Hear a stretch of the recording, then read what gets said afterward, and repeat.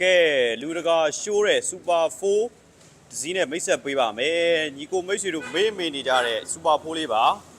မော်ဒယ်ကိုတစ်ချက်ရှိုးမော်ဒယ်ကမော်ဒယ်2019မြချက်စီက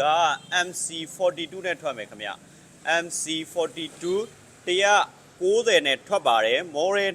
2019ပဲဖြစ်ပါတယ်ပြောင်းသွားမယ်ဗျာရှေ့မိကွက်တွေပြောင်းသွားမယ်ဒိုင်ကွက်တွေပြောင်းသွားမယ်ဘိန်းကတော့လုံးဝလာကြီးလူတကာရှိုးတဲ့ Super 4ဆိုင်ငယ်ပဲဖြစ်ပါတယ်ဘိန်းကတော့ဘာမှပြောစရာမလိုဗျာ original ပတ်လက်အမှန်နဲ့ရပါမယ် original ပတ်လက်အမှန်နဲ့ပါကဲဒိုင်ကွက်လေးပြပေးမယ်ကဲကီလိုဟာ2000နဲ့မှ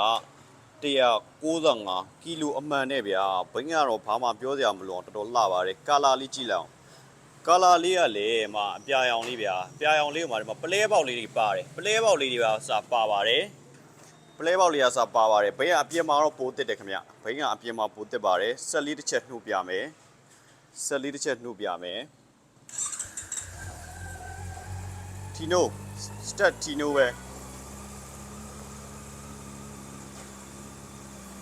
ဘိန်းကတော့ရှယ်ကြီးဘိန်းကတော့ရှယ်ကြီးဗျာဘိန်းကတော့ရှယ်ကြီး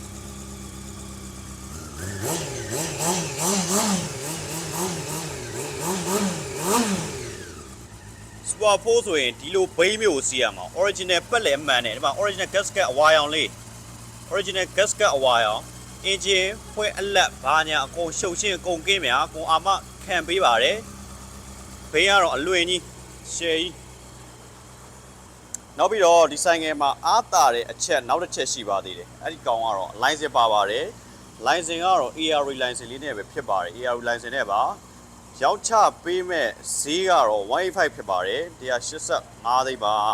ဘိန်းနဲ့ပတ်သက်ပြီးတော့ engine 1ရေသိန်းတွေပလက်တရားစာအကုန်စစ်ဆေးလဲလှယ်ပေးပြီးသားဖြစ်ပါတယ်ခင်ဗျာ engine 1ရေသိန်းတွေစာအကုန်အစ်စ်လဲလှယ်ပေးပြီးသားဖြစ်ပါတယ်ကဲစိတ်ဝင်စားရဆိုရင်တော့ကျွန်တော်ရဲ့ကွန်ပျူတာမန်လေးရှိုးကိုလာခဲ့ဖို့ဖိတ်ခေါ်လိုက်ပါတယ်ခင်ဗျာအားလုံးကျေးဇူးထူးတင်ရှိပါတယ်